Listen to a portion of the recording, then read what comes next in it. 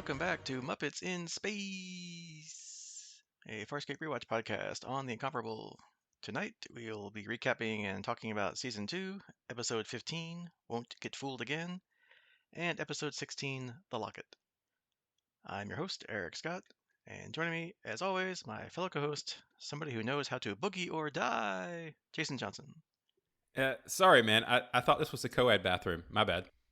Yeah, I don't think they had unisex bathrooms back in the late 90s, early 2000s. I don't know. Maybe they did. He evidently thought we did, so. That woman did not like him in the ladies' room, that's for sure. Or at least she didn't act like she did. Yeah, well, as we learned, it's all just a dream, so did it really matter? Who knows? Actually, both episodes kind of, in fact, were kind of like a dream, really. So, you think about it. Yeah, really. None of this week's going to happen, so we could just stop right now. Yeah, you can just watch these two episodes and then just forget about them because they don't matter. Just like crackers, they don't matter. Yes, there we go. It all comes back to crackers. See? What goes around comes around. Which, if it all comes back to crackers, means the crackers really did matter. But, okay. Circular. I guess they're the only thing that's real, right? Because everything else is... Anyway. Time's a flat rat. Yeah. Welcome to Philosophy in Space. No. Right. So, Moon Knight? No, play. Go ahead. Yeah. Yeah, let's get into deep psychological issues. Oh, actually, these also get deep psychological issues too. These two episodes. So, hey, now I want Crichton in a Moon Knight outfit. But anyway, all right. Summon the suit. Okay, but we digress. Which, as we recap this next episode, we'll be digressing quite a lot, as you'll soon find out. Okay, Season 2, Episode 15, Won't Get Fooled Again. Crichton is back in Farscape 1, and once again testing his and DK's theory in orbit of the Earth. When a wave suddenly appears, and his dad and DK call for him to abort, but the module hits the wave, and it all vanishes. And hey everybody, DK's back, woo! Oh, and John's dad's there too. No, he never really left. Now the question is it the same actor that was in the original pilot? I didn't check, who knows, but probably is. They just flew him back for this one episode. Crichton suddenly opens his eyes. He's in a hospital bed, and his dad's there talking on his phone. He's happy that John's awake and says how good it is to have him back. When John jumps up, grabs him, pulls him down to the floor, and says, "I'm not your son." Orderlies rush in and restrain him, and a doctor, oddly enough, Aeryn's son, tells him that he needs full restraints. John calls for her to help him and tells himself that this can't be real. John's restrained in a chair, and Aeryn says that she is Dr. Bettina Fairchild. The last thing John remembers is being on a commerce planet, as Bettina tells him that he has no brain damage and continues to assess his health. John whispers to her, asking if they are listening. That's why they can't talk. She calls him Violet, and now paranoid, and he asks what day it is. She says it's Monday, a week since he crashed. He doesn't remember that, saying he had a nightmare of a ship full of aliens. He tries to convince her that he's okay, but she remains skeptical. He asks to see his dad, and she lets him go. He walks out and says he won't get fooled again, ding, title drop, and bursts into a ladies' room, hoping to find something else like he did in the agent simulation from last season. Oops. Yeah, oops. Unfortunately, this time he finds a woman coming from a stall. So, nope, that didn't work. He leaves the bathroom and asks a passing man for a newspaper and sees that unlike the last simulation, it's up to date. So, strike two. John then goes to apologize to his dad.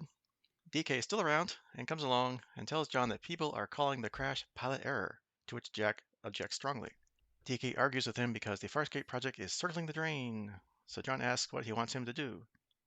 First, John must get a clean bill of health by going to see a shrink. John's in the psychiatrist's office and uses her desk phone to order pizza when she enters. It's Zan wearing a suit. She introduces herself as Dr. Jean Kaminsky, and John says that on Earth, psychiatrists don't come in blue, to which she asks if he has a problem with color. He says no, he has a contextual problem. She's an alien. And she says, yes, that's true, but she does have a green card. As opposed to a blue card. Yeah, or yellow card. Or flag on the play. She keeps asking questions in answer to his questions, and he tries to get her to share Unity with him, but nothing happens. John starts running through a list of people that could be responsible for all this, prompting her to cancel her appointments for the rest of the day. John leaves and sees DK in the parking garage, and that guy's everywhere, and tells him that despite everything he said, Kaminsky still gave him a clean bill of health. Just then a car speeds around the corner of the parking garage, and out steps Dargo, immediately eyeing up the ladies. DK tells John that he's the hottest new astronaut to come out of IASA training, and he's ambitious. John questions his tentacles, which DK calls a lifestyle choice, but says he's also a jerk. He introduces himself to John as Gary Regal and says that he knows of John and offers to get him a beer. In a nearby bar, Gary and John are talking, and John says he thinks that someone is messing with his mind. He's part of an experiment, and they're looking to see which way he'll go. John tells them that they want a reaction from him, but he's not going to react. Gary shouts, "Yeah!" which is echoed by a familiar voice. Swinging around, John sees Scorpius playing drums and Pilot on keyboard and bongos. What? Bettina comes up to John, all dressed up, coming onto him. He introduces her to Gary, who starts making out with her. John goes to get drinks, only to find another Scorpius at the bar. Except this one is not dressed up and is acting normally. I guess take that for what it's worth. Scorpius tells him that the one on drums is not real, and they don't have much time. Since he's not playing a role, John thinks he's behind it, and pins him up against the wall. Scorpius suddenly vanishes, and John convulses, falling onto a table, as everyone watches without any concern at all. John wakes up, and he's back in Dr. Kaminsky's office, trying to figure out who's behind this. He thinks that it must be Scorpius, since he's been having flashes of him ever since he was in the Aurora chair, but admits there's no real reason why he would create a facsimile of Earth, because he doesn't really know what Earth is. He comments that the simulation started out as believable, even Aeryn's presence could have been explained away, and whoever did this didn't make the same mistakes that the ancients did last time. But then Zen appeared, something that makes no logical sense. Therefore, if someone's trying to fool him, they're not doing a very good job of it. He says he could still be on Moya, and this could all be a dream, and she says that that's one possibility. He admits to her that he misses Moya, noting how a ship full of aliens somehow became normal to him. Jack and DK tell John that the new project administrator, Douglas Logan, has been brought in, and he's a tough old bastard. Jack says that he's really a nasty piece of work, so John goes to have a talk to him. In his office, he finds it's Rigel. John treats him like a friend, takes his cigar, sits down, and puts his feet up. Logan tells him that he's authorized a second attempt at Farscape 1, but John has to get this one right. It's good PR if John flies it again. John thinks that this second attempt is just a plot by Scorpius to find out how he created the wormhole, so he refuses and walks out. Jack and DK start to argue with him outside when Logan returns in a golf cart. John kisses him, picks him up, twirls him around, and throws him off the stairwell of the parking garage. Sounds like that'll end well. Yeah. He then turns to his dad and DK and tells them that they are acting really annoyingly and walks away. John returns to the bar to find Gary with Bettina, who introduces Jessica, who looks an awful lot like Gianna. She says that she's an astronaut groupie. Scorpius appears in the seat behind them, telling John that they really need to talk. But no one else can see him, so they go out for a drive instead. John's speeding along the highway, and they're all having great fun when Scorpius appears on the hood of the car, telling John to focus and begs him to listen to him. John refuses and crashes the car into an oncoming truck. Oops. Don't drive angry. Yeah. Don't drive with the half scared on your hood. John wakes back up in the operating room. Bettina comes in, but this time with her hair in massive curlers, and says that the truck won. But don't worry, Gary and Jessica are fine. John tells her that really, no, a crash like that should have killed them all, but she just says that they were very, very lucky. She says that John's got a visitor, somebody new. John thinks maybe an alien this time, maybe a Shang, but instead it's someone he doesn't expect at all, his mom. John's reluctant to let her touch him because she's dead, but she says that she had to come. She sees that he's sweating and hugs him, saying she'll make everything all right, just like moms do. Aw. Aw, Mom. She says that he's changed. He's become callous and he's killed people. John points out that there's no way she can know that, but she says that it's why he can't sleep at night, because it bothers him. John abruptly leaves, saying that she's not his mother. Having finally decided he's had enough of all this, he finds Scorpius back in the bar, only it's not the Scorpius he was speaking to previously, but that laid-back drummer Scorpius. He gets John a drink when his mother returns, this time in a nightgown with an IV drip, looking much, much worse. He tries to get away from her, but falls over, and she tells him that she's scared and asks him to be with her when she goes this time. John gets very emotional and begs to the unforeseen people controlling this that this is cruel, please don't do this, and in tears, he runs out of the bar. Outside, he runs into Bylar Craze, but he's dressed as a police officer who recognizes John as an astronaut. He wants to get John off the streets, but John instead beats him up and takes his gun. As you do. You know. He returns to Logan's office and this time finds Logan, Bettina, Jack, Kaminsky, and DK there. They all say that he's in no shape for this, but he says that Scorpius can either let him go or watch him go berserk. Kaminsky asks him why he's so obsessed with this Scorpius fellow, and John says it doesn't matter and takes the gun he borrowed from Grace, or stole from Grace, and shoots Jack. But the bullet goes straight through him and doesn't harm him at all. And also all the others too, as John continues to fire the gun while they all calmly discuss what to have for lunch. John screams to stop and wakes up back in the operating room, strapped down, when Grace, holding a puppy, hands out his charges: assault and 5 counts of attempted murder, which the penalty for that is $29.40, payable by cash, check, or credit card. Cheaper than the pizza. That's right. He hands John the bill and leaves. Suddenly, Scorpius arrives and finally explains what the frell is going on. A Scaran captured John on the Commerce Planet. He says that Scarans are aware the real Scorpius is chasing John and want to know why. What John is experiencing is the standard Scaran method of interrogation: induce delusions to break down mental defenses. They're not trying to fool him, rather they're trying to drive him insane. And it's working. He says that John's mind is about to crack, but he can't allow that. He was there first. He says that when the Aurora chair failed to unlock the wormhole information, he implemented his second strategy. He put a neurochip in John's head, and it contains a mental clone of Scorpius' personality, which in turn explains John's visions. It's also why John couldn't kill him on the Aurora planet. It's a failsafe. His job in Crichton's head is to get the wormhole knowledge, no matter how long it takes.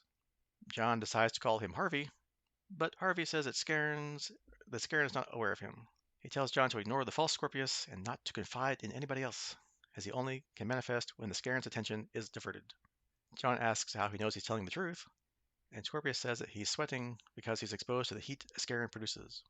He says that he cools slightly when the Scaran is elsewhere, preparing another onslaught. He tells John he must concentrate on the real to stop the Scaran. He says that he's not been disarmed because his pistol alone will not affect the Scaran. But before he can say what will affect the Scaran, he leaves because the Scaran is returning. Bum, bum, bum. Da-da-da. At this point, things truly begin to go crazy, as if they weren't already crazy before. This time, all the ladies are in fetish clothes, with John strapped to a chair, and they're all talking dirty to him. Then Rachel shows up and sends them all away, and tells John that he's his now, and starts whipping him in return for all of his various nicknames John's given to him. John manages to get out as DK shows up now in a wheelchair, shouting at John and having blood squirt from his wrists. That got Some dark doctors, quick. yeah, that's what I went to a whole different place suddenly. Some doctors pick up John and wheel him away as he hears his parents arguing. Then he's thrown off the building and lands on Crace's police car. Crace steps out in red high heels and reads some rather comic rights to him. Then suddenly John's in the car with Gary, who comes onto him and asks him to take part in a Luxon bonding ritual. No, thank you. Then John wakes up in Kaminsky's office, where his mom's there too, and she also starts making advances towards him. What? Ew. He suddenly returns to the bar, where he refuses an offer from Gary to boogie or die, and everything starts to slow down. He hears echoes of Aeryn calling for him, and she shoots the disco ball above his head, causing everything to vanish. Aeryn tells him that they've searched half the world for him. They're on the Commerce Planet, remember? But they're in an underground holographic chamber. She says that it was Scorpius behind the whole thing, but she's killed him. He says, yeah, that's interesting, and she asks him why. He ignores her and says he wants to go, but she keeps pressing him and wants to know now. He realizes the truth and refuses to tell her, so she says, frail you, he can stay. He's suddenly back in the bar and looks up at the disco ball when he begins to convulse and having even more flashes. We cut, I guess, to the real world, quote unquote. We see the Scaran in the room and says that John's is weakening and increases the stimuli. But then suddenly John's brainwave pattern disappears. The Scaran turns to verify that and says that the neural activity has ceased. Then suddenly John opens his eyes and sets his pulse pistol to overload, of course, as you do. The Scaran turns back around to see what's making that noise, and John quickly shoves the pistol into its mouth and runs away. The gun explodes, taking the Scaran's head with it. His nightmare finally over, John sees Scorpius again, who says that he stopped John's brain functions for a few microns to divert the Scaran, and says he will now return to John's subconscious. John swears he'll get that chip out, however Scorpius makes John forget all about that chip, saying he won't trouble John again until he needs to. He tells John before he leaves where the exit is, and says that he'll be with John always, keeping him safe. The end. Some trivia about this crazy episode. Obviously, Crichton's the only main character to make a real appearance in the episode. The title for this episode is a song from The Who, and is recited in dialogue by Crichton as he considers whether he's experiencing the same scenario he did in A Human Reaction. Him going into the woman's restroom is a direct reference to how he was able to determine that that was a fake world last time. And another Who line is referenced when he encounters Douglas Logan the first time: "Meet the new boss, not the same as the old boss." Anthony Simcoe enjoyed this episode and considered it a favorite of the first two seasons because it allowed him to showcase his comedic talents. Ben Browder felt that this was a pivotal episode of the season, saying, Chapter 14, John Goes Insane. Claudia Black joked that the set was never as popular as when she, Gigi Edgley, and Virginia Hay were dressed in leather gear from fetish shops.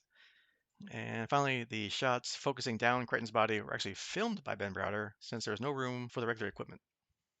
All right, so that was a long recap, but lots of stuff happened or didn't happen if you think about it. But anyway, whatever. What did you think about this little mind trip episode? Mind Trip is exactly what we just got. It was amazing, a wild ride.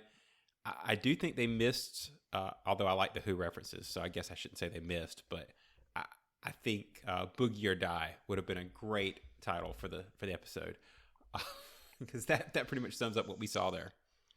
Yeah, because Dargo does scream that really loudly and often in that final disco scene there.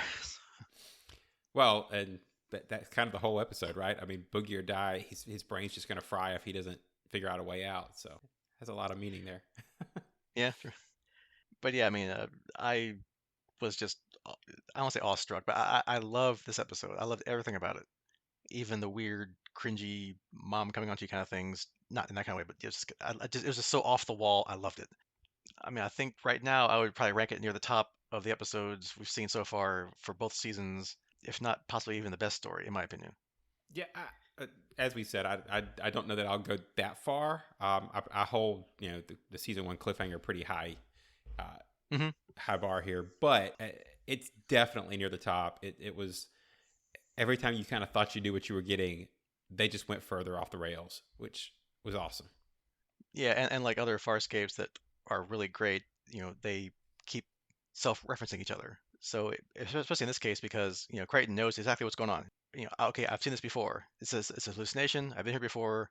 Back in season one, the human reaction episode, where the ancients uses memories to craft like he's back on Earth. So this time around, he knows exactly what to do.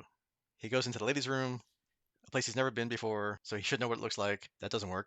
So, okay. He goes back to his second thing. He grabs a nearby paper to see if it's like old news. Nope, something brand new. So that doesn't work. So you kind of wonder if maybe he might start be thinking, okay, maybe this isn't quite, maybe this is real. I don't know. Yeah, I mean, who would expect the Scarin tech to at least be more?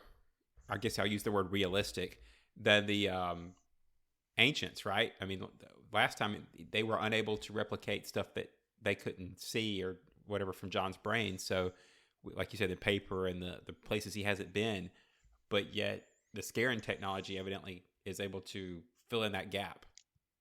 Yeah, or if they can somehow, yeah, better use Crichton's own memories against him or something, to help break him down versus before they weren't trying to like break his mind. They were just trying to find out about him, maybe. Well, and that's the other part, right? Is obviously they weren't trying to stick to realism. They were able to go completely crazy with it. Bring in Zan, bring in Rigel, bring in everybody, and have jump cuts. They didn't need you didn't have to go from one place to the other because they could just do a jump cut because being crazy was the point. Yeah, 'cause I love how they fit Moya's, is Moya's crew into this, unlike last time where they're just like, aliens captured and held for, this time they're part of the story. It's like, they don't try to hide that they're aliens. No, man, You it's just a know, life choice. they, yeah, they look just the same. They're blue, they're, have tentacles and, face tattoos, and it's just like that's him. That's what they are. That's how they've always been like that. She You has know, she has her green card. It's okay. yeah. And because Crichton even calls out every time to everybody like, she's blue, and like, yeah, no, we don't care. And then, but then the ultimate hilariousness, Rigel in the golf cart. That's just comedy gold right there. That I was rolling off the couch out. It was just great. The golf cart was a good call, Yeah, yeah. He's got a scooter. It's a golf cart. It's the same idea. and the cigar that was a pretty good Yeah. scene too. And then Crichton's still trying to work through everything. He's still trying to tick off his mental checklist. When he's with Zan, well, actually, I guess Gene Kaminsky. He's talking to her about the people that could have done this. Maldus, nope, not his style. The ancients, no, it doesn't seem like it. Scorpius, yeah, gotta be Scorpius. And he's half right. It's a Scaran, not Scorpius, but Scorpius only half Scaran, so I guess he's half right. Yeah, that is an interesting point though. The names of the characters did they have any meaning? Did you ever find anything put to the name of the characters, Kaminsky and No, I I'm didn't. scrolling back, but you know what I'm saying. We had Gary and Gary Rigel or Gary Regal. Regal, Yeah, close to Rigel, maybe. I don't know, but that's yeah. And Douglas Logan, which I always thought of, Rigel. Doesn't. Ted Theodore Logan from. Anyway, Yeah, no, I didn't really see if those names meant anything or if they were like names of cast or crew or something. I don't, or yeah, I was looking support. for anagrams, but I couldn't find any. So I was trying to think. You're probably right. It's probably crew or something, but I was trying to find some meaning there. Yeah, or they just pick like kind of not off the wall names because Douglas Logan's not off the wall name, but like Bettina Fairchild. That's kind of not I don't say normal name, but it's a different kind of name. But yeah, it doesn't ring any bells, any kind of like in joke or anything that I'm aware of. But hey, more importantly, DK's back. Yay, woo! And John's dad, which, again, I always love that guy, that character, the actor too, so, Kent McCord. But yeah, and DK is actually in a lot more this episode than he was the first pilot episode. So when it first came on, I thought they're just rehashing clips from the first episode because it seemed like it was kind of the same idea, like them telling John that wave's coming, and then suddenly he's gone. They're like, oh no! But I'm guessing they probably reshot those with both actors since it didn't seem like it was old footage, I guess. Yeah, it had been so long, wasn't even sure it was the same actor. So actually, after we started recording, I went and looked, and turns out it was the actor. He actually reprised his role from original. So we don't have a substitute. He looked a little different, but I'll just put that up to time. So yeah, it's really DK. Even Okay, though it yeah, wasn't really it's DK, it was anyway. yeah, My brain hurts. Yes. yeah. The cake is a lie. Yes, the DK is a lie. Right. I guess keep going down the things that I love about this episode, since I love again everything. I love how basically from the get-go, except maybe a bit where John might think he's really this is real, but basically John's just like, okay, this is an illusion. I'm just gonna give everybody the middle finger, not play along with them. He's messing with everybody, like throwing business cards at Rigel's face. Then later he like grabs Rigel and throws him off the parking garage. you know, he's just calling people jerks. He's acting like a complete idiot. And then when they're driving along in the car, just decides to plow headlong into a truck. Which if it was real, you'd be dead. But he's just like, yeah, screw it, I'm done with this. The scene with Rigel getting thrown off the garage, I got to tell you, I thought that was going to break the mind trap, right? I mean, if he's really not, if it's really not real, and it's all in his head or whatever, then that should have been like no coming back from that. Of course, that wasn't what happened. It just got weirder. So Yeah, or if they were also part of the illusion or whatever, it's like, oh no, I just tossed Rigel off a parking garage. Oh right, no, but no, he's it either wasn't. really But yeah, hurt, but yeah, they just yeah, decided nope, we're gonna amp up the crazy. yeah. It's like Rigel. It's like Crichton. No, oh crap, Rigel. No. And then we have Rigel in the hospital, but no, but yeah. But I guess despite all the bonkers, crazy, off the wall stuff, there is kind of a serious bit. Well, apart from being tortured mentally, but anyway, there's a serious part of this episode. What we do learn that Crichton's mom has passed away from some kind of terminal illness, and kind of each time how he sees her, it kind of throws him off his play acting, playing around with things. Right, the first time, he's in disbelief that she's here, can't believe that she knows things about him that happened after she died, right? Because that makes sense. And then the second time, she's really ill and wants him to be with her when she dies, which I guess means he wasn't with her last time. And the way he reacts, I mean, Ben Browder did a great job. I mean, he was really emotional, and you could just see it in his face, like, he was so anguished that they were pulling this on him, and that he really wanted to stop. I mean, that was fantastic. As you kind of mentioned, evidently John had an issue with staying with her while she died the first time, or in real life, right? So he wasn't able to willing to stay with her and make it through whatever she died from, and has regrets from that. And I think that's an interesting because it's another similarity. As I keep liking to pull back the similarities between this show and the Guardians of the Galaxy movie. I guess the Guardians would have pulled this from possibly from Farscape because Farscape would have been first. True. But it's kind of an interesting parallel to Star-Lord and the opening of spoilers for, I guess it's not spoilers, it's in the first 5 seconds of the movie, but how the Guardians of the Galaxy opens with him, and his mother dying of cancer and how he runs away from that. So I find the characters kind of similar, and I find it interesting that evidently they have a similar background in the mother stuff. So Yeah, I never really kind of thought of that, but yeah, Crichton and Peter Quill, yeah, they're kind of similar. They're kind of that same smart-assy way of going through life, and yeah, it's and it's interesting. I never thought about that. coping with being the fish out of water in the regions of space where they're not as significant as everybody else. So. Yeah, huh, interesting. I have to explore that idea more sometime. Or see now if they who cribbed what from, because obviously Star-Lord existed before Farscape comic wise, but yeah, interesting. I wonder, huh, So, interesting. Well, at least so not, or well, not that version, maybe, right? right. So does that make No, that's right. Groot Muppet in space? Yeah, or Rocket actually, right? Oh, Well, he well. could be a Muppet. Hmm. Rigel. Hmm, Rocket. Anyway, okay. Now I'm gonna have to do a whole matchup because we've got similar I characters. know. Yeah, I'll have to map this out. Yeah, 'cause a ship full of aliens. Okay, anyway, yeah, Big guy. Oh. yeah, Drax, Dargo. Wait a minute. So Aaron would be Gamora then, Yeah. and then Pilot, not really Groot, but kind of, Hmm. Needs some work, but hey, it's got some yeah, templates. it's a stretch there, but yeah, it's very interesting. No, wait, I've got it. Zan's a plant, and Groot's a plant. There you go. That's all of them. I wonder if the Henson Company can sue James Gunn. Anyway, probably not. So, Now I want to cross over with the Avengers and Farscape. All right. Sorry, I left the rails way yeah, no, back. yeah. And much like John's life in this episode, we've run off the rails. Okay. Speaking of which, I guess we do kind of learn even more about what Scorpius did to John than we learned about last episode, or 2 episodes ago. Basically, what's in John's head is Scorpius. It's just like a snapshot, a backup of Scorpius' personality stuffed in John's head. And apparently, or at least if John's really mentally messed up right now, it has a lot of control over him because it can actually stop his brain functions, which is kind of scary if you think about it. And then even at the end, he can basically like erase or block John's memory that he even knows what's going on about this chip and Scorpius, and even stopping him from talking about it. So that's pretty damn scary. Yeah, this is kind of close. I don't want to take credit for it. Sound like I figured something out, but they kept shoving in our face the flashbacks to the Aurora chair, right? So I was obviously thinking that this had something to do with that. The hallucinations of Scorpius had something to do with that, but I did not think that this thing had as much AI as we're talking about, right? I mean, I was expecting some loose programming, maybe like the fail safe and all that being part of an implant, but no, this thing's like full AI intelligent Scorpius personality, and that's kind of freaky.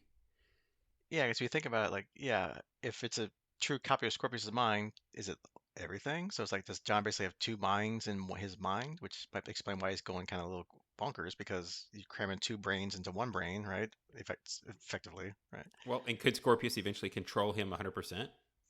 Yeah, because as we saw right now, he can do some pretty amazing things.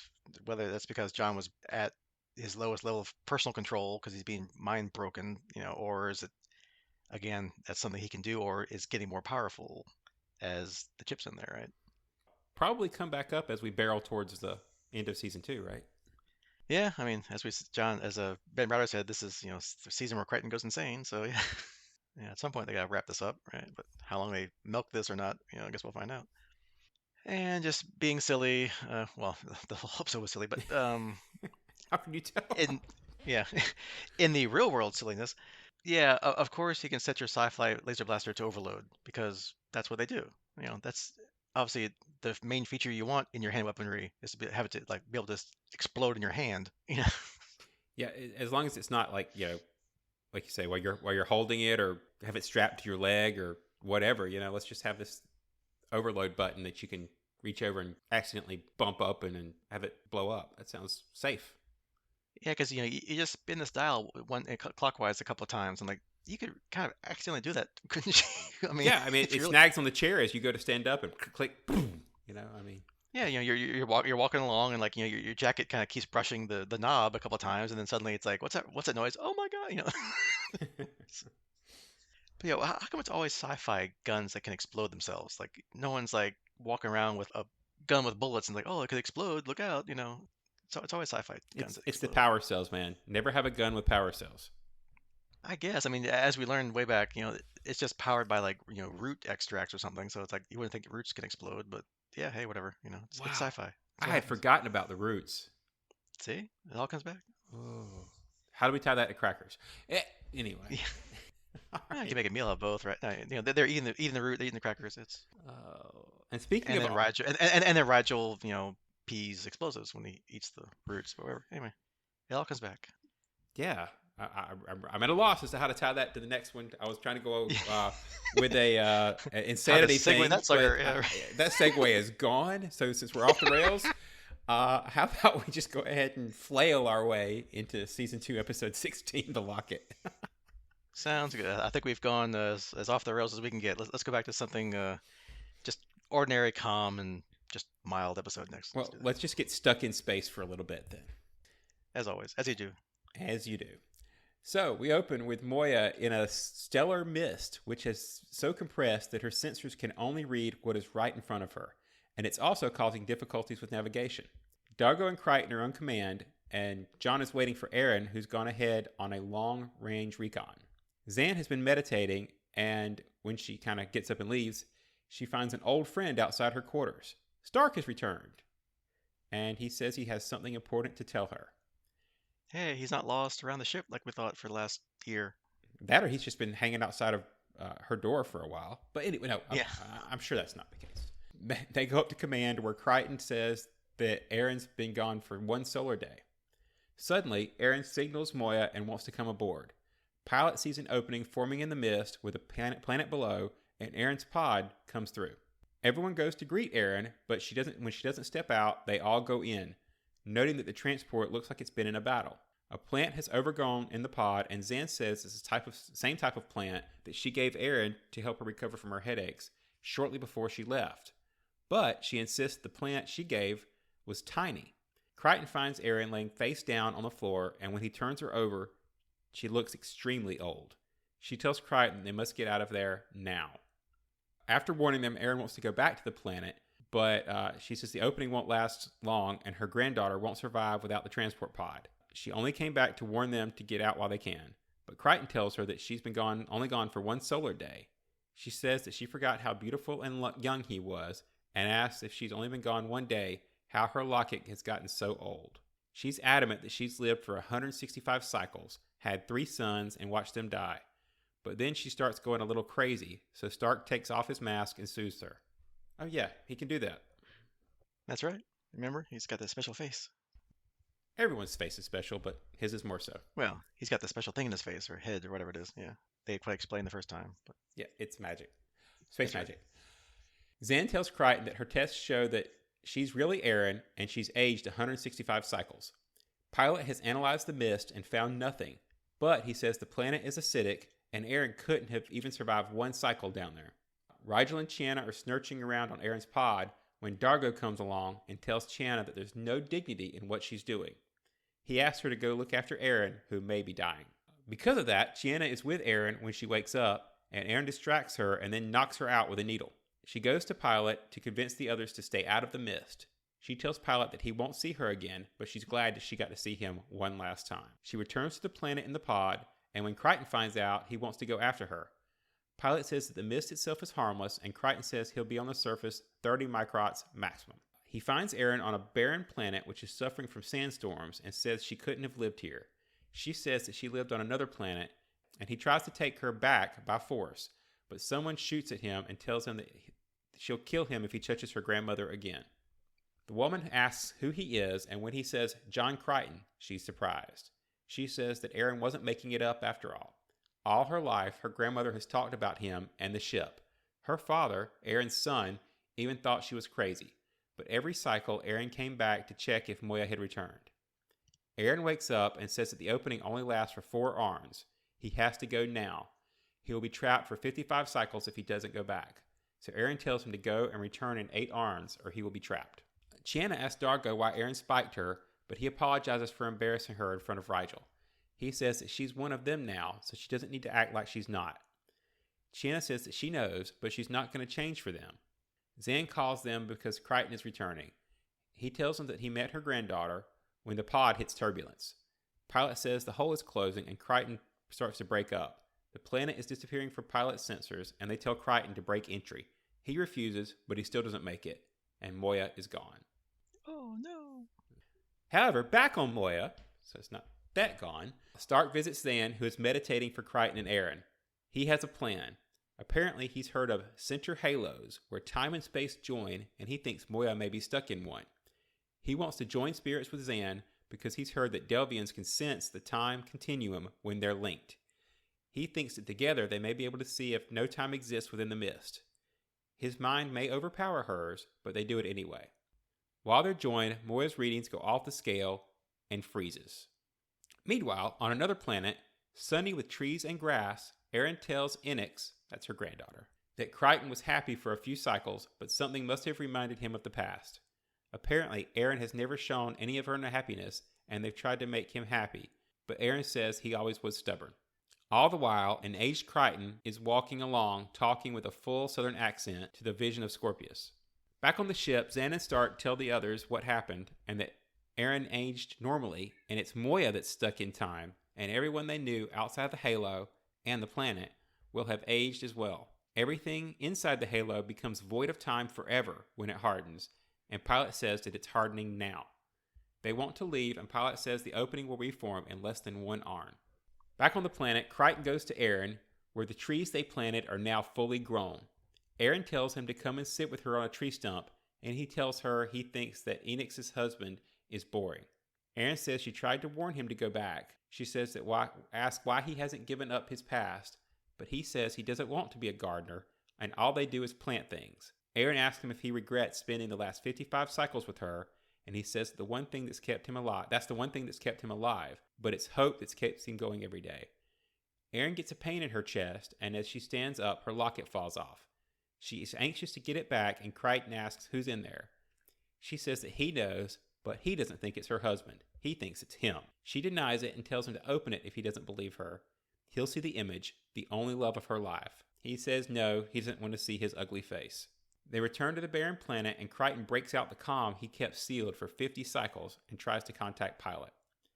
Enix begs Aeryn to return with her, but she says that the Peacekeepers are born in space and die in space, and she belongs up there. They get nothing, and on Moya, Pilot detects the opening in the mist forming. Crichton and Aeryn hear Dargo's reply, and they say that they'll come up right away. As they leave, Aeryn stumbles again, but says she's fine. On Moya, the transport is docked, and as the others come to greet them, they see Crichton holding Aeryn in his arms. She died on the way up. She's gone. No. Yeah, that seems pretty final. Yeah, oh well, season's over. Show's over. Yeah, so much for that show.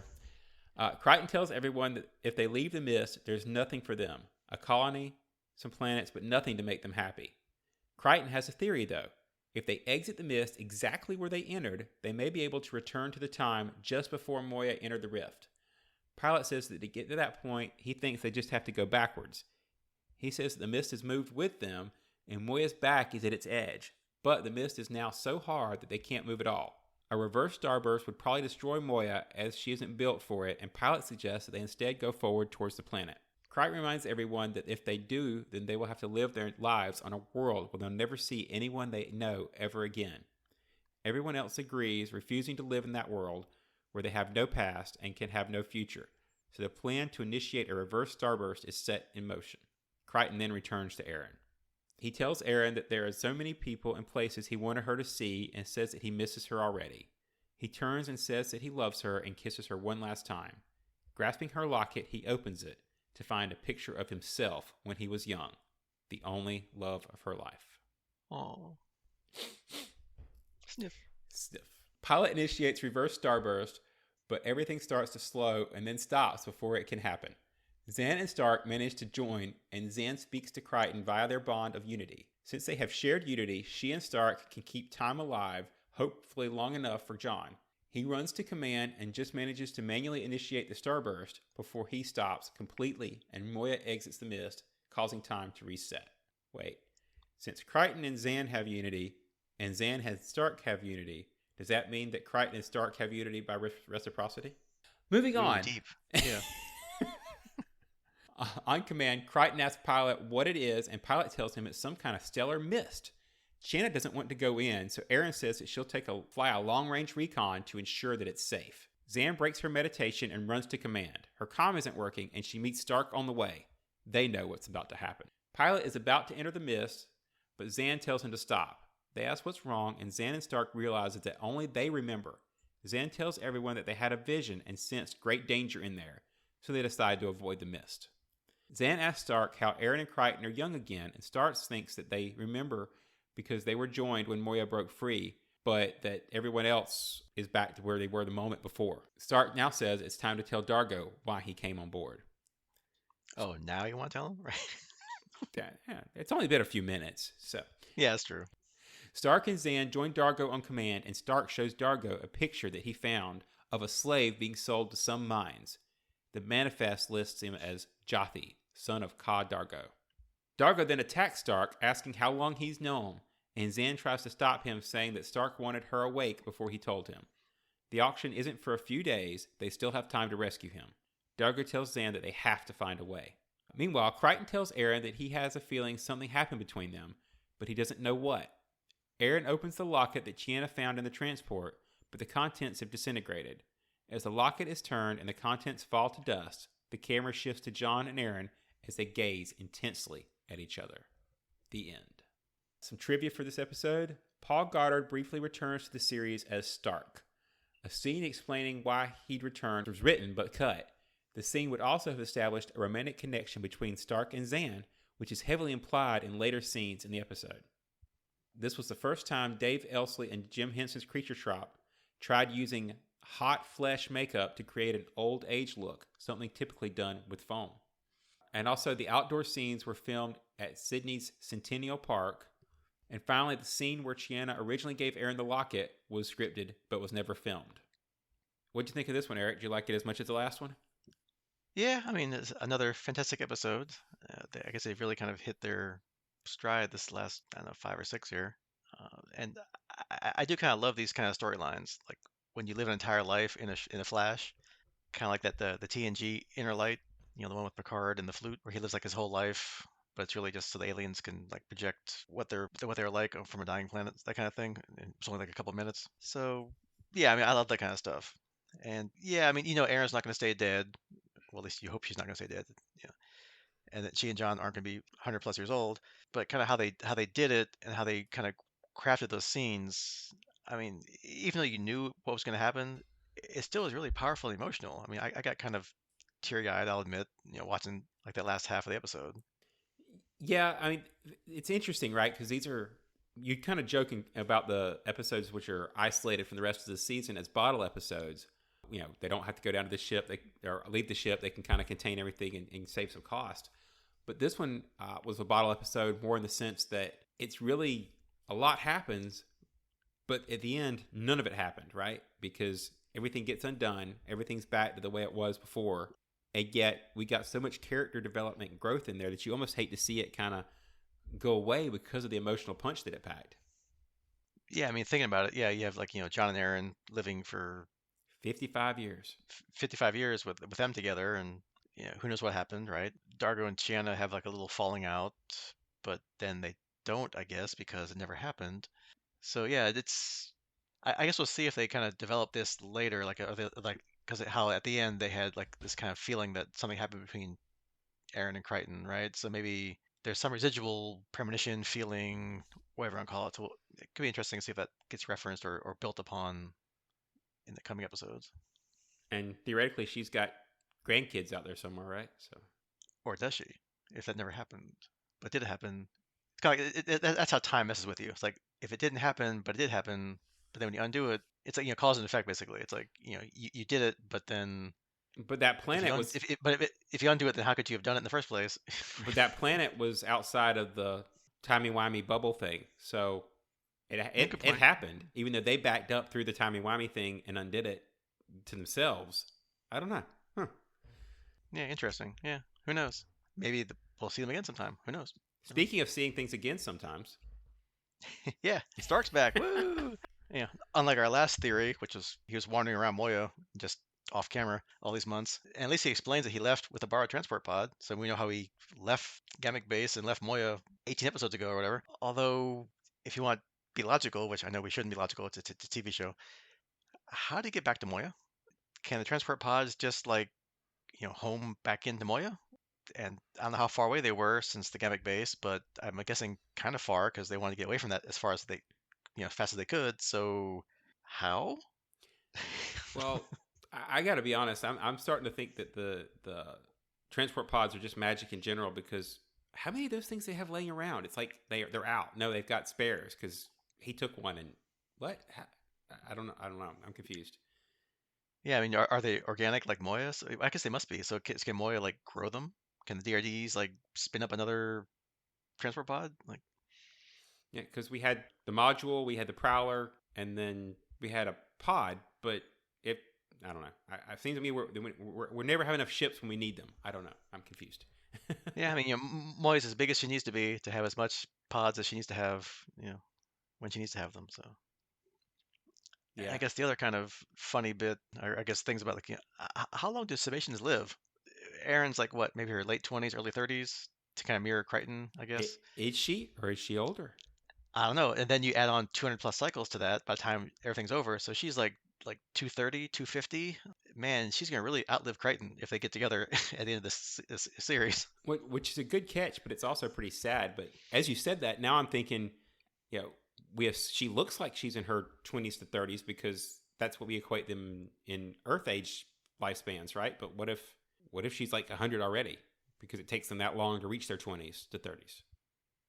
Yeah, because like even Rigel, he's like held prisoner for like 100 cycles, so he's got to be a couple hundred years old or something. So yeah, I mean, there's a lot of long-lived beings on this side of the universe. Be robbing the cradle with Crichton. You just don't know. Yeah, not going there. Anyway, Moving on. ew, ew. Okay, yeah. Anyway, yeah, I guess we learned some other new things about our crew. Apparently, Delvians can sense the time continuum when they join, so maybe that's part of the Unity thing. Kind of cool that the first time she and Stark did that, time actually stopped, but then at the end, they kind of did the reverse. They helped time keep going, at least for John somehow. I guess because, like you said, he's got unity with Zan and now Stark and her. Anyway, um, is that a thruple? Anyway, no. Anyway, um, so yeah, so John's able to save the day. So Delvians, Farscape superheroes. Yeah, there's got to be some benefit to being a plant, right? Especially if you have Stark around to jumpstart it. I mean, we really don't have his powers mapped out yet, and it seems like Zan's just kind of grow each time we need them. So between the two of them, yeah, we've got a Justice League going. Yeah, because they may have kind of explained what was in Stark's head when we first saw him, but not really. So yeah, it's kind of interesting. Like, what does he have in there? Because he said that he might overpower Zan's mind, and Zan's pretty strong, having to deal with Maldus and other of her own kind of stuff. So she's got some strong mental abilities. So what's Stark got? I don't know, but it's pretty bright. So I mean, and it's a really cool mask. So uh, yeah, obviously we don't have explanation. I don't know if he comes back again. How long we get to keep Stark this time, even. But it's definitely an interesting character that they could try it out when they need some really cool powers. Yeah, so you kind of hope that he'll be around for next episode or did he like just take the pod and go away again? I don't know. I guess we'll find out. He may want some space between him and Dargo. So Yeah, you kind of may want to lead with that, like hey Stark, you're back. Yeah, I got some good news for you, or bad news for you, but whatever he wanted Zan to be there, maybe to help buffer him and help maybe calm him down, calm Dargo down, so he doesn't smack him into the floor like he did. So hey, maybe maybe he was right to to keep it from. yeah, that's an interesting point. As we mentioned in the trivia sections, there's a couple of scenes that I would have liked to have seen, had a chance to review. The stuff setting up the relationship between him and Zan, and the stuff setting up the Locket. So I realize we can't have everything, but now I'm curious. So Mhm. Yeah, I mean they did have a lot of stuff in the episodes. I guess having extra scenes would have taken away from the good stuff. So, and they can always explore that stuff later, I guess, if they wanted to. yeah, And I guess like we alluded to of stuff that never happened or did happen or maybe happened. Apparently, we have our first cracks in the Dargo Chiana relationship, possibly. He wants her to be part of the crew by not being who she is, by trying to steal stuff. She calls him on it, basically. It's like, no, I'm not going to be like what you want me to be. I'm going to be me. But hey, time reset. Never happened. So, whatever. yeah. I'm hoping they don't just leave that as a one-off. That maybe we can get some growth, possibly even just on Dargo's side, right? Learning how to let Chiana be Chiana. So yeah, the fact that it didn't happen again, timey-wimey, but maybe it'll be revisited. Yeah, I mean, like she said, she is who she is. So, I mean, she'll be stealing stuff, in the future. So we'll see if he reacts to it then or doesn't care. And as we'll get to as in the wrap up, talking about next time, that may come up quicker than we think. Could be. And of course, the sappy part of the episode, of course, it's Crichton's picture in the locket. Aeryn's one true love. Aww. Aw. It's kind of funny how he didn't want to open it up when she said, "No, go ahead, do it. I dare you, open it up." And he's like, "No, I don't want to see your husband's ugly face." So it's like, did he really know, or did he just not want to know that that was true, right? And also, of course, now they don't know at all because it never happened. So, Yeah, I mean, I can kind of sympathize. That'd be something you wouldn't want to risk, but the fact that he did it later and it was him just adds more to that punch, right? yeah, because the fact that now it's too late. Because now, if you would have wanted to just do something about that, she's gone. So like you lost your chance at something more than I guess they must have had for 55 cycles on the planet, right? Yeah, I maybe I misread it. I think they were good for 55 cycles. I don't know. Yeah, I don't know. They didn't really even hint at what was going on. So I don't know. But yeah, whatever. You can assume that they I'll headcanon that. It's okay. were a couple. Oh, that's fine. I mean, they were before, so why not now, right? I don't know. So yeah, so we have all that big drama. Aeryn dies. They come back to life. They get young again. So you think, wow, okay, roll the end credits. Nope. Happy ending, great. Yeah, but like we said before, then Stark decides, oh yeah, I should tell everybody why I'm here. Hey, Dargo, your son's about to be sold to slavery. Oh crap, get off me. Yeah, that really threw me. I gotta be honest because I even checked the episode time when that happened to make sure I hadn't missed the cut and had started in the next episode. Because Right. I thought we were like gonna wrap it at the John and Aeryn scene where it kind of they were looking drop the locket dust and it kind of froze on them and you're like, okay, we've got the emotional kick and they don't remember, but it's got you good heart feelings. There's still something there. We'll get there eventually. And then no, we're just gonna keep on like this episode's not done. There's another several minutes and let's set up the next story. And I was like, whoa, I was not expecting that. Yeah, I mean they really jammed a bunch into this, even for what basically like the two plot lines. Basically, no, there's really three plot lines. We're just gonna keep that one to the end and just drop it on you. It Yeah. was a good little twist. I like it. Yeah, and they actually again, it's they got a mission now. It's time to go, so it'll be interesting. Yeah. Well, I hope so because it's only a couple of days, right? So I hope that the next episode we'll get into is that because otherwise, if they go somewhere else, it's like, wait a minute, wasn't it your son like got a couple of days? Like, hey, you should get back to that, right? Yeah, let's go spend a couple episodes tracking down Crace or something, right? Let's just totally deviate from. Yeah. So and obviously because that's how plot works. Stark got to them in time, probably, hopefully, and they have enough time to get where they have to go, wherever that is. So we'll find out. Hopefully, it's not too late, or else Dargo has a good reason to be mad at him, right, for sitting around the ship for that long. Yeah, because then Stark better leave because if Darko gets a hold of him, right, you better find that pod and get the heck out of there, buddy. Mm. Anything else about this No, I think timey-wimey episode? I think we timey-wimey it, wrapped it up, and again, 2 thumbs up. It was enjoyable. Yep. Yeah, so I guess to wrap up both of them, yeah, I mean these were two, like I said before, two awesome episodes. I mean, the first one like blew me away. I was just like, this is so off the wall. I'm just like, what are they gonna do now? This is it's getting just more insane. I love it. Probably the best of the season so far. Both of these probably, at least right now. Won't get fooled again. It's probably the top of all of them so far for me. I don't know, these just amazing. The acting was fantastic. He had humor, but then he had seriousness. He got sadness. I mean, it ran the emotional roller coaster. Both of them. We get to learn more about what Scorpius did to John, which makes it even more freaky and scary, like what that really means or could mean. And of course, just for funnies, we get the double episode title drop. Each episode name dropped the title. Maybe a first time ever. Maybe not. I don't know. Yeah, I'll call it a first because whatever. It's the first time we thought to write it down, right? That's right. So therefore, it's number one. It's the first time it's ever happened. Yeah. I'll second that. Definitely 2 greats. I don't know that I'll put it at the absolute top because I hold the season 1 cliffhanger doubleheader pretty high. Maybe if I went back and watched it now, it might not, but in my mind, it still sits above this. Although I'm gonna put an asterisk next to that because I have to admit that Won't Get Fooled Again is the first time that as soon as I finished an episode, I had to text you and comment on it like right then because my brain was just what the heck did I just watch? It's like, that was good. I don't know what it was. That is the first time I think I've had to do that. So usually I try to save stuff for the podcast, obviously, but that one just blew my mind. So it may not be the top, but it definitely gets the asterisk for the first time that happened. Yeah, I mean, I kind of love like those just kind of like just non sequitur, just off the wall, mind bleepery episodes. I mean, I think that's why I love the whole series of Legion when that was running a couple years ago, because that was just so nut job, off the wall, just crazy, and it was fantastic. Yeah, which makes it even funnier that not to set this in a specific time, but we were just watching talking about Moon Knight right before we started recording. So yeah, these mind mess with you shows are always a fun ride. So Yeah, because they can just do anything they want, and just they can justify it because it's crazy. So speaking of, well, not speaking of crazy, or maybe who knows, we don't know yet. Up next, we got season 2, episode 17, The Ugly Truth, and episode 18, A Clockwork Nabari. So playing the usual guessing game off the title, Ugly Truth.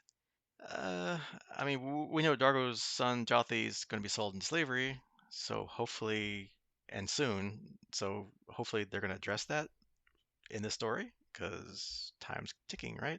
So what's ugly about the truth? Something that somebody doesn't want to be known? We've already kind of had that. So maybe it's something with Jothi, like he doesn't want Dargo's help, or he hates Dargo for abandoning him, because he's left him for, I don't know, however many cycles now, who knows. Clockwork Nabari, well, that's, to me, the first thing I thought of was a play on Clockwork Orange, that movie, also a book, but I only watched the movie.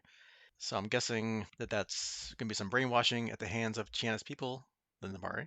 The only time we saw somebody else of her species was when we first met Chiana, and she's telling the crew that the Nabari basically mind controlled their entire population into being good citizens. So I'm guessing it's some kind of the Nabari come back and get hold of everybody and start brainwashing them all to be good little puppets. yeah, I definitely like your take on the Clockwork Orange title. I'm picturing kind of a mental or mind control hospital, kind of set up for the Nurse Ratchet type stuff, which would be interesting, right? Because maybe we in getting if we go sequentially, and I think you're right on the Jothi thing, at least for the plot wise. It'd be interesting if maybe the second part of that involves the Nabari, and again, it kind of gives us some more closure back to the interaction between Dargo and Chiana, right? How's if Jothi does become does get rescued, how's he going to react to Chiana? There's a whole bunch of stuff there with the Nabari that we can play with. As far as the first episode of the two, I'm thinking the ugly may be the slavery part, but you're right, it could be relationship based. There's just a whole lot of place to go. I'm curious how they're going to name drop the ugly truth, but I'm sure John can get the clockwork stuff in there, but the ugly truth may be a little more difficult. Yeah, that doesn't really come up in a conversation. That phrase doesn't really roll off the tongue, or it's not part of everyday conversation. So, and it's not like a euphemism or like a Earth reference to something, right? It's not like a TV show or a book or a movie or something. So, I don't know. I guess we'll find out. yeah, I mean, we've already had the first only ever double name drop that we're going that we're they, going to admit to anyway. they may take one off now, I guess. That's true. Yeah, so we will find out. All right, so that is your homework for next time, and we'll see you then. Goodbye. Goodbye.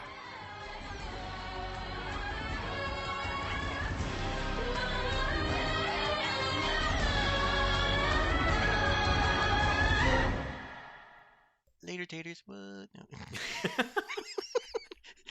Keep with the Gary Regal. It's like, whoa, dude. Okay, so you have to clip that and put it at the end of the music or whatever for anybody who makes it all the way to the very end of the track.